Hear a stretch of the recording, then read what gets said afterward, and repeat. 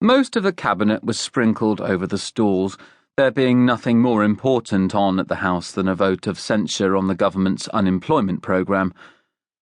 Mr. James Amethyst, dramatic critic of the Morning Herald, filed his usual protest regarding the seat he was invited to occupy and whiled away the time until the rise of the curtain by engaging a complete stranger on his left in a one-sided discussion on the mentality of the cinema-going public.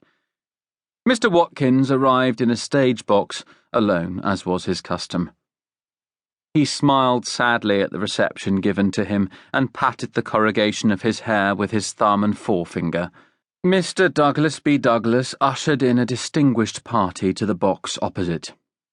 Mrs. Douglas, a younger member of the royal family, 2 well-known screen stars, and an American cabaret singer. Mr. Watkins smiled weakly across at Mr. Douglas.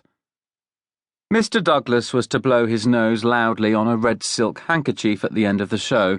That was to be the signal for Mr. Watkins to go on the stage and say that this was the happiest, proudest moment of his life, and thank you all terribly for your marvellously kind reception. The house lights dimmed at 8:50, exactly 20 minutes late. Monsieur Gasnier brought his overture to a snappy close, and the curtain rolled up smoothly. Just in case you didn't see Blue Music, perhaps a sentence reminding you of its plot, such as it was, might not be out of place. A sentence will do because Mr. Watkins had written the entire book between the grapefruit of one breakfast and the tomato juice of the lunch immediately following that breakfast. Even so, it had suffered a good deal of cutting and mauling and general malformation to bring it into line with Douglas B. Douglas's own requirements. The story of a string of pearls, then, belonging to the daughter of a wealthy American, stolen by a charming and quite impossible brigand, restolen by a rival and a very unpleasant gentleman named Filippo Consuelo, recovered by the charming brigand, who wasn't a brigand really, of course, and returned in Act 3, Scene 8 to the beautiful daughter to the tune of the big hit, Say My Heart Is In Your Hands. Not strikingly original and well below Mr. Watkins' real capabilities. But the important thing about it was that it was strung together so loosely and so elastically that it allowed Mr. Douglas, the scenic artists, the 110 ladies and gentlemen of the chorus, and the revolving stage all to have a real good night out.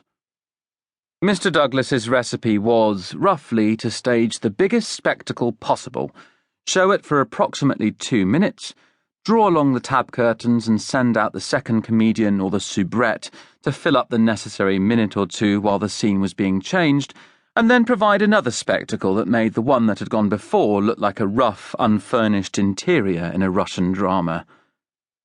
He did this to some effect in Blue Music. Act 1, Scene 1, the swimming pool of the Whitakers' country house in Florida, made even the jaded Mr. Amethyst forget his bad seat at the end of row R, and was followed, after 2 minutes backchat in front of a drop curtain representing a street in Paris, by another colossal scene, this time the ballroom of the Blue Music Café in Budapest, a scene that made the 7 grim females perched high in the gallery quite thankful for their stiff necks and spinal aches. And so on, through the Palm Beach lounge of the Grand Hotel London to the promenade deck of the SS Emperor of India, via an Andalusian cabaret, a mosque in Algiers, and the garden of Jack Waters' house in Maidenhead.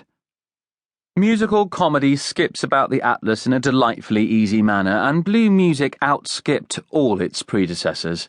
At 9:45 it arrived at its finale to Act 1, Abdul Ahmallah's palace at Algiers. The entire company massed itself and was duly revolved by the mechanics. Mr. Baker and Miss Astle obliged with a reprise of their number, 2 Eyes, 2 Hearts, 1 Love, and the curtain fell triumphantly, to rise again several times as it happened, for the gallery